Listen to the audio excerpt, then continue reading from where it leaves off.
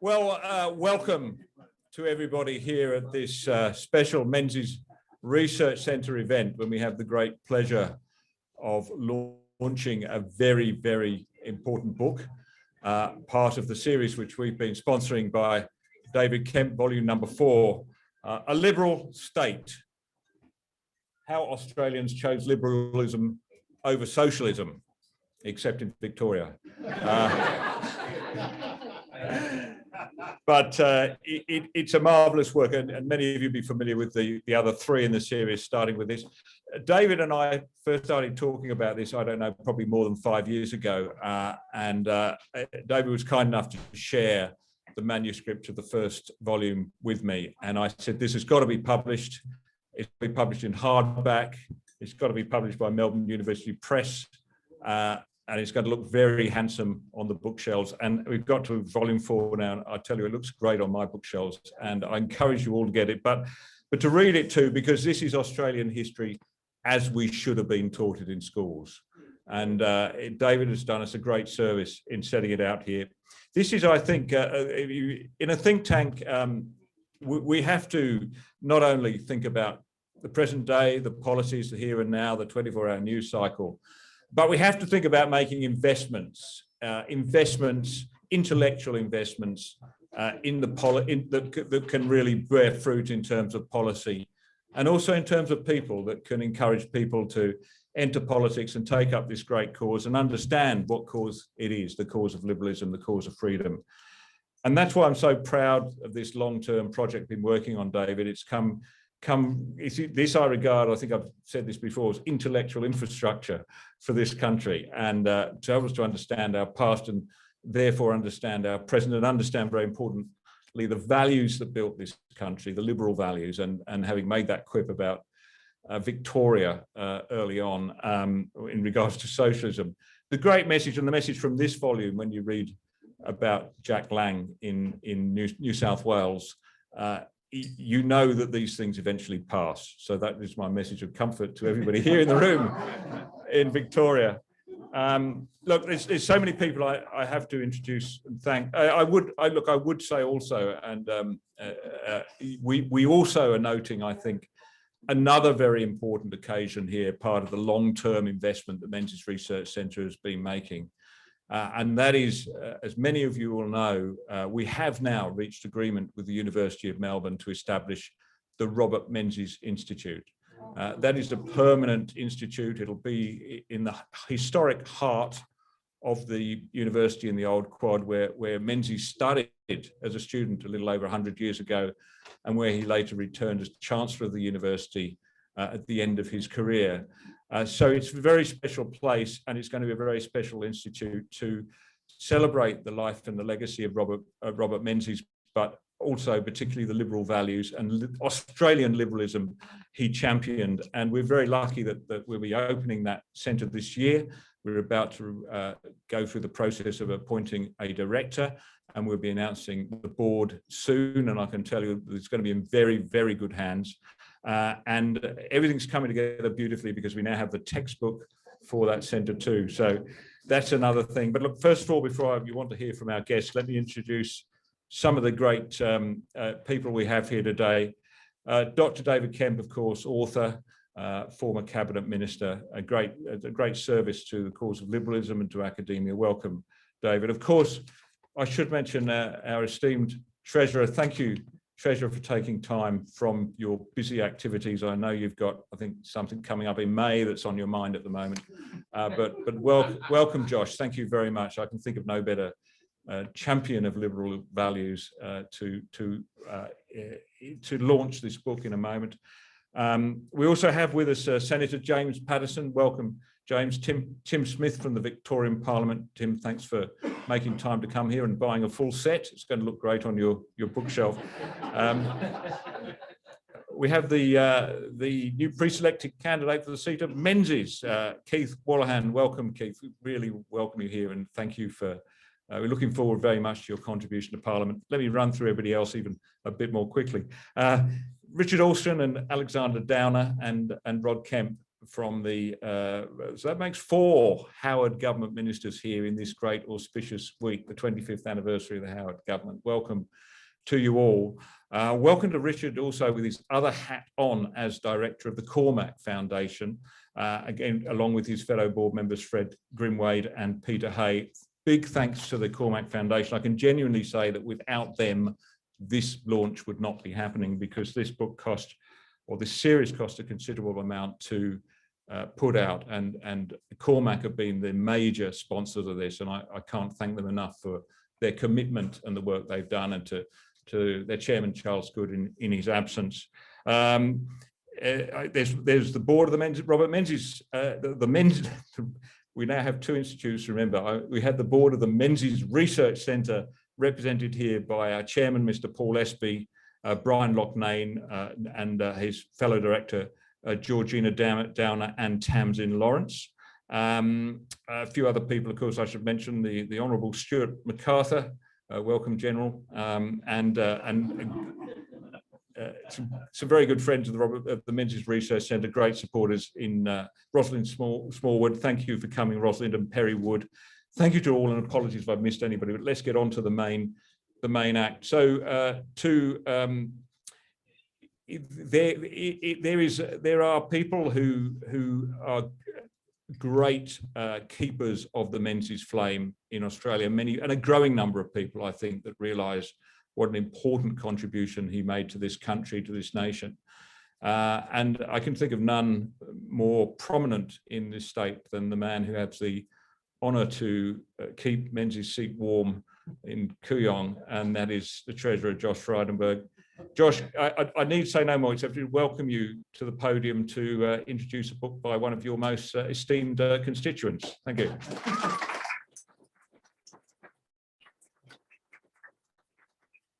Well, thanks very much, Nick. Can I join you in acknowledging Richard Alston and David Kemp and Stuart MacArthur and Brian Loughnane? They all have something in common. They've got post-nominals after their name, and Rod Kemp deserves them, and that's why he's taken on the chairmanship of Kooyong. So, Rod, great to see you here. He does have. But look, great to see you, Rod, and thank you for your friendship and support. And David, can I acknowledge my colleagues who are here too? Tim Smith, thank you for being here, and James Patterson, and as you mentioned, Keith Wallahan, somebody who we're looking forward to his contribution to Parliament. To Georgina Downer, Tamsin, and other members of the Menzies Research Centre with Nick Cater, thanks for keeping alive the legacy and the contribution of Sir Robert Menzies. Yes, I'm very proud to hold his seat, and as you know, Heather Henderson is also a great standard bearer for Sir Robert's contribution, and it's really important that we as Liberals invest in that memory and invest in that legacy. Well, David Kemp is like the Don Bradman of the Liberal Party when it comes to writing its political history, telling its story, chronicling the intellectual antecedents and principles and values and philosophy of our party. And just like Sir Donald Bradman, when young cricketers went to him for advice, we, the current generation of politicians, go to David Kemp for advice, which reminds me of a story that John Howard told when some young cricketers went to Sir Don Bradman and they went to him for some advice. And in the middle of that conversation, they said to him, "Sir Don, if you were playing today, what do you think your average would be?" And he thought for a moment and he said, "Well, probably around 50. And those young cricketers looked at him and said, 50? Sir Don, your average when you were playing was 99. Do you think the players have improved that much?" And Sir Don looked at them with a very stony face and said, "You have to understand, I'm over 90 years of age." But can I say, David, you're not quite 90, but the party owes you a great deal of gratitude. You are doing us an enormous service with this book and its predecessors. and everything you've done as a president of the party, as well as being a former cabinet minister. And we know that writing comes easy to the Kemp name. So with C.D. Kemp famously writing, having that piece of work called Looking Forward, which is referenced here in the book. Looking Forward was described by Sir Robert Menzies in a letter back to C.D. Kemp as the best illustration and understanding of the economic and political challenges that Australia faced. And in this book, it talks about how Menzies was very enthusiastic about that piece of work and wanted the rest of Australia to know. So given that you are the first professor of political science to ever enter the Parliament, bearing in mind that Paul Hasluck was merely a lecturer at the University of WA, I was surprised in this book to read of a letter from Menzies to Bolte, which warned of the challenges that academics would have in political life, with Menzies saying, as David knows, to Bolte, that Australians are very suspicious of academics. They actually want somebody who they can understand. Well, certainly that is not in your case. You have been a great exponent of Liberal Party philosophy in the practice as a member of Parliament, and of course, as an academic writing these books. This book, which is not light reading, it's 601 pages, traverses all the major debates and the major figures in that period between 1926 and 1966, including the names such as Menzies, Lyons, Wilfred Kent Hughes is talked about in great detail. Names on the Labor Party side, like Chifley and Curtin and Jack Lane, which Nick referred to. And also there's a lot of attention and focus on what David calls the absolutely critical election of 1949, where Menzies defeated Chifley. And David in this book describes how that election was the culmination of a battle of ideas that traces back to the 1880s, when the ideas of socialism first made its way into Australia. And in this book, what David so effectively does is he traces the evolution of Australia from those policies in the early 1920s, those illiberal policies, white Australia, compulsory arbitration, industry protection, which David said prevented individuals being as good as they wanted to be, to something much better than that, where we enjoyed economic and social liberty. That is traced through this book. But what comes through this book so strongly is the role of the party's founder, Sir Robert Menzies. David describes his Scottish roots, Presbyterian upbringing, the fact that he was not just an activist, but an idealist in promoting so forcefully liberal thought. And David goes into extensive detail in this book about the challenges that Sir Robert Menzies faced. Because after the Great Depression in the 1930s, there was a loss of faith in the major parties and a loss of faith in economic liberalism as a model. And all along, Menzies faced quite concerted opposition from entrenched vested interests. And David details this. These are vested interests, be they business people or farmers or unions, who wanted regulation, taxation, and spending that would help entrench their interests, as opposed to being for the better, broader economic effort. And David talks about the Country Liberal Party and has this wonderful anecdote where I think it was a Labor member in the state parliament who says to Menzies, you know that Country Liberal Party? country Liberal Party would sign up for communism if it meant an extra 3 pence for the price of wheat. How things have changed today. But what David points out is that Menzies, in the face and in the teeth of that opposition, was able to forge a Liberal Party which was described as a progressive party, a Liberal Party that Menzies said would not be reactionary, a Liberal Party that would make for experiments, and a Liberal Party which, most importantly in the context of this book, valued the rights of the individual and their freedom and their enterprise. So, David, I think you have done us a great service with this significant volume, and one, as Nick said, of many. In order to know where we are going, we have to know where we come from.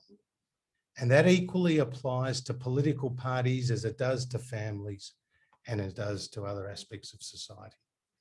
The Liberal Party has a very bright future, just as it has a very proud past. And Nick referenced the 25 years of since the Howard government. I had the good fortune to work for Alexander, to work for John Howard. And during that time, I saw the very best of the Liberal Party and its leadership. Values and principles and achievements which we are seeking to continue today, dare I say it, in the teeth of opposition. We see it every day in the policy debates on the floor of the Parliament. It's what some may describe as really modest reforms to industrial relations are facing staunch opposition from our political opponents. Changes to the taxation system in order to put more money into the pockets of Australians. That again, too, is facing opposition from our political opponents. But what comes through in this volume is the importance of responsible economic management. And this is where I'll finish. We have obviously gone through the greatest economic shock since the Great Depression. It required us as Liberals to undertake policies that did not necessarily fit within a normal remit and understanding. I, for one, was looking forward to being the Treasurer who delivered the first budget surplus in 12 years. Now I've had the honour of delivering the biggest budget deficit in Australia's history. But I rang John Howard on the eve of announcing the JobKeeper package. And he said to me, Josh, he said, at times of national crisis, there are no ideological constraints. And his message was that you had to be practical, and that is what we have done. But in this volume, David talks about the importance of economic liberalism and responsibility. And he talks about the achievements of the Menzies government of reducing debt over time. In 1950, debt to GDP was 136%. By the time Menzies left office in 1966, it was reduced to just 60%. He had successfully reduced our spending and our debt as a result of prudent economic management. That's the mountain we now have to climb after this economic tsunami that we have faced. But if we follow the principles, the values and the philosophy of our party, if we follow the lessons that David has so effectively chronicled in this volume, I think the Liberal Party has a bright future, but more importantly of all Australians do as well. Thank you very much.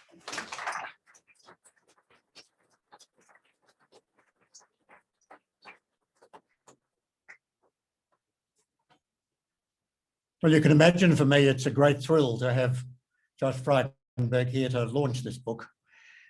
Josh is the true heir, I think, of Robert Menzies, and it's I'm sure it's not a coincidence that Josh set his eyes on Kooyong, and Kooyong was his. And he is the person to whom the torch in Australia has been handed. And so it's a tremendous thrill to have this man, who I think is an absolutely critical underpinning of Australia's future in the position that he now holds. So thank you so much, Josh, for your generous comments about myself and about the book. I'm going to say a bit more about the book. How you've managed to find out as much as you have about the book, given your other commitments, I think is extraordinary. But you've certainly been very fair to it.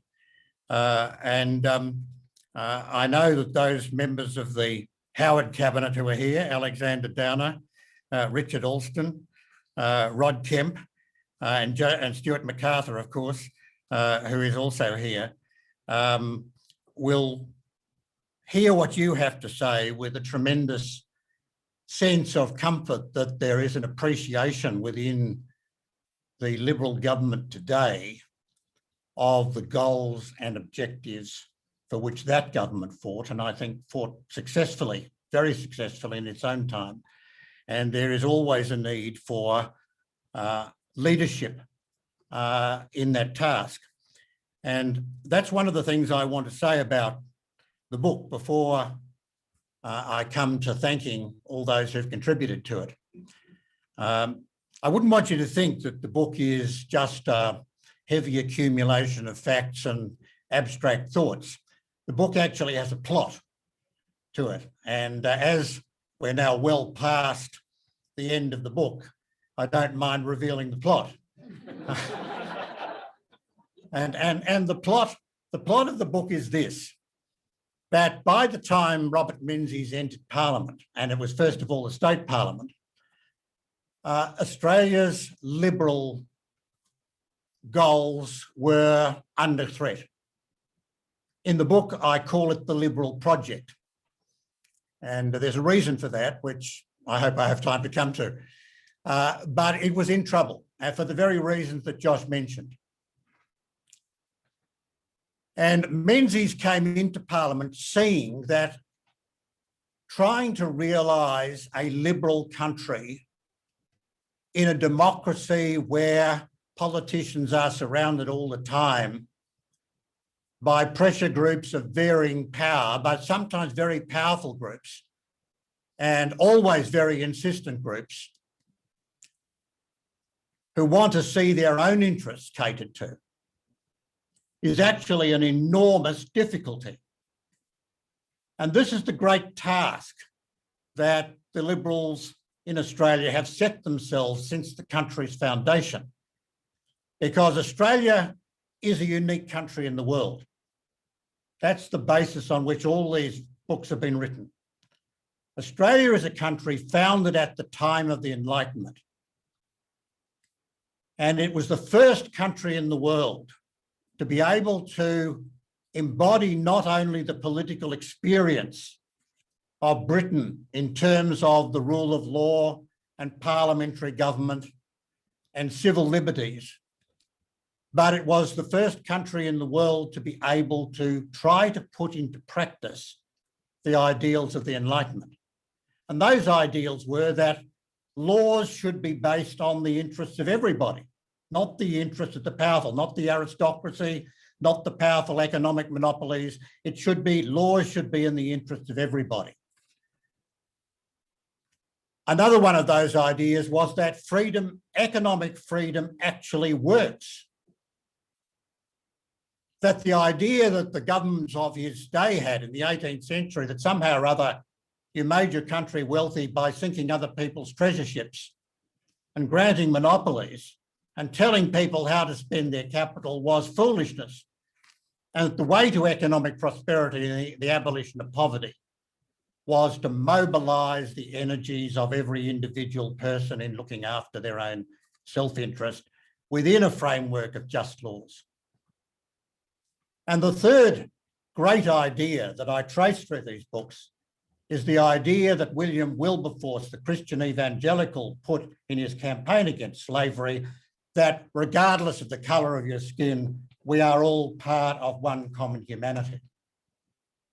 Now, they were fabulous, revolutionary ideas, and Australia was the first great attempt to put them into practice without the problems of the medieval heritage of Europe, or the violent birth of Canada, or the revolution of France, or the powerful ruling aristocracy of Great Britain. Australia was able to start afresh on that Enlightenment liberal project. And Menzies, because of his background in the law and because he came from a liberal family, understood that. But when he entered Parliament, he could see that there was an enormous risk of this project going off track, that the interests that had managed to get so many privileges for themselves, the protected industries, the trade unions with their legal privileges, were running counter to the liberal project and undermining it. And it wasn't a surprise to him when the Depression struck that there was this loss of faith. And Menzies went in to lead the revival of the liberal project. And this book gives a historical interpretation to what Menzies did that is so far not otherwise represented in the history of Australian literature. And that is, he was the person who, by sticking to principle, standing up to the special interests, resigning over principle at times because he was horrified at what the government was proposing to do, he was the person who stood up against an anti-capitalist conventional wisdom that had gripped Australia under the Curtin and Chifley governments and during the time of Jack Lang, and said there's another way to do this. And he devoted his election speeches to spelling out what this was. And his great achievement was the formation of the Liberal Party. And he said, essentially this is what he said, I will give you an instrument, a political instrument that will allow you to pursue the values of liberalism in Australia in a democratic setting and in a parliamentary setting. And I will equip you to deal with that interest pressure. And I'll give you the case to make. And that's the liberal case that he spent so much time during his election campaigns explaining to people so that they would be able, through the party, through discipline, through having a party with a philosophy that spelled out the case, to control that special interest pressure battle that surrounds every politician. And he set out in his 16 and a half years as Prime Minister after 1949 to implement public interest policies that were based on liberal principles. He hated sectarianism and religious hatred. He detested racist attitudes. He hated the class war. He called it the foul doctrine of the class war. And he absolutely transformed the political culture that he inherited in 1949, so that by 1966, Australia was a completely different country. The agenda hadn't been completed. And one of the things I try to do in this book, and again, I think you won't find this anywhere else, is that he tried to erode the fear of people of a different colour that had underpinned white Australia through the Colombo Plan and welcoming students from Asia to Australia and establishing relations with Asian countries. He'd already opposed racist propaganda against the Japanese in the wartime. So he set out to undermine industry protection. He never, so far as I know, gave a speech in defence of it. Every speech he gave about industry protection was, isn't it funny how businessmen are always trying to get some special privilege for themselves rather than being competitive and economic? And the tariff board under Menzies was always asked to come up with economically sound decisions. They knew, of course, that they couldn't. And of course, that was the end of industry protection. So white Australia went within a year of Menzies' retirement. But Menzies cleverly set out to deal with these huge historic problems that had arisen in Australia as a result of democratic politics and socialist thinking, and to erode their basis in the culture and the community. And of course, those who came after him picked up that banner and went forward with it. Holt and Gorton and McMahon. And I mean, the government that did more than anyone else to do that, I think, was the Howard government, and the present government, you know, is giving that leadership that we need. So that's the plot. This is how one man, by standing for political ideas and not being frightened to advocate them, and making the case against an overwhelming conventional wisdom and political correctness, turned Australia around and rescued that Liberal project. And I think that's an exciting story. And it excited me in writing the book. And I've written this book and the previous books so that anyone who wants to do that, or thinks it's a good idea, and wants to find out what difficulties it faced and how they were overcome, can read this book and these books and gain an insight into how the world actually works. Because politics in the end, as John Howard said, as Robert Menzies said, is a battle of ideas. And if you don't know what the ideas are, you're not going to win the battle. So this book sets out in a very simple way, I think, what these key ideas are, not in an abstract, difficult way for professional economists or political scientists or philosophers. It's not a book of philosophy, but it does deal with ideas, because if you want to know what Keynes thought, or Hayek, or Friedman, or Popper, or Ayn Rand, Malcolm Fraser's interesting hero. I'll deal with that in volume 5, just to tempt you a little bit. I'll tempt you to get the next volume when it comes out in a year's time. So I think it's an exciting story, and it's a great saga, this fourth volume. And the man at the centre of it, the hero of this volume, is Robert Menzies. And he has a very good claim to be the great Australian, because he went out there in the public space and he fought for what he believed, and he won the battle. And the Liberal Party is the heir of that victory. So I'd like to thank the Cormack Foundation, first of all, Fred Grimwade and Peter Hayes, who are here, and Charles, who's not here, for their support for these books. They're deeply appreciated. I want to thank Nick Cater, without whom none of this would have happened. It was Nick really who spotted the project and decided that he would do what he could to get it going. Someone who isn't here tonight, but I'm going to mention, because plenty who are here know him, is Dennis White, a close friend of mine from Monash University, who put a lot of thought and work into the books. John Nethercott in Canberra, who is meticulous in his reading of the manuscripts. One of the worst things an author can do is to read one of his books, because you go through and you find there may be a misprint somewhere. And I'm pleased to say that I've been through this book, and I don't say it's without a misprint, but it's pretty good. I want to thank Melbourne University Press, Kathy Smith, who's the editor, the overall editor, and who did a lot of work on the getting the permissions for the illustrations.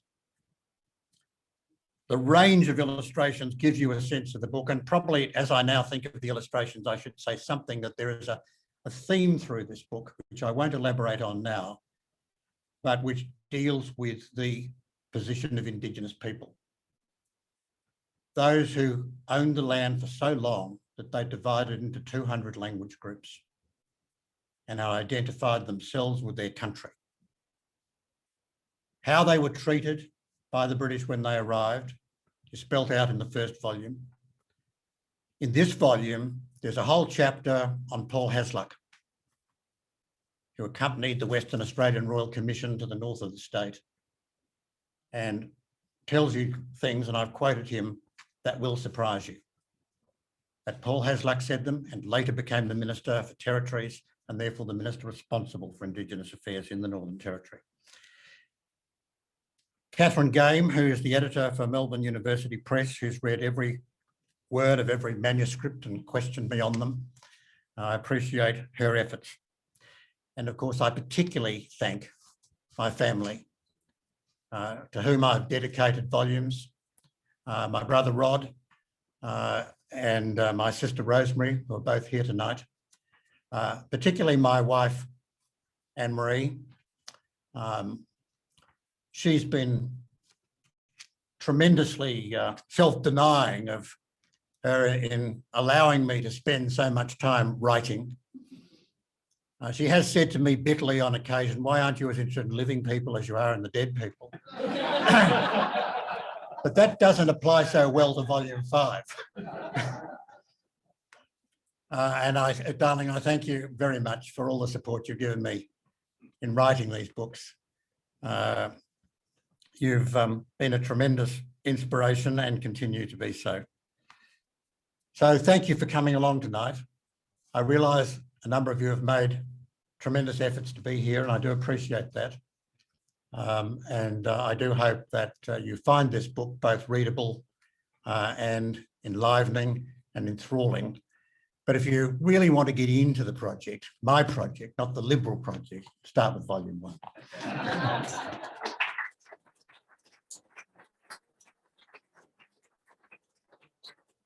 Well, thank you, David. And of course, the usual rules apply. The book will be on sale at the back, and the author will be available to sign it very, very shortly, along with volumes 1 to 3, which you can also catch up on. It's a bit like Netflix, you know, you can go back and catch up on series 1. And series 5, of course, we're all looking forward to, because I think, Josh, I think you probably have a chapter to yourself in there somewhere, but it's a magnificent work so far to get up to 66, but to summarise 1967 to 2021 in one book is quite an achievement. We look forward to that, David. Thank you. Finally, a big thank you to Thomson Geer for hosting this. Thomson Geer are great supporters of the Menzies Research Centre and public policy and public debate. And thank them to their principal, Adrian Temple, for his commitment to put on these kind of events. And of course to Adam Brooks, who's the office leader here in Melbourne, and David Chiavello. Thank you guys very much for putting on a nice event, and we'll enjoy your beer in a minute. That's all I have to say. If you're watching online, you can also purchase the books by going to www.menziesrc.org. Thank you very much and good night.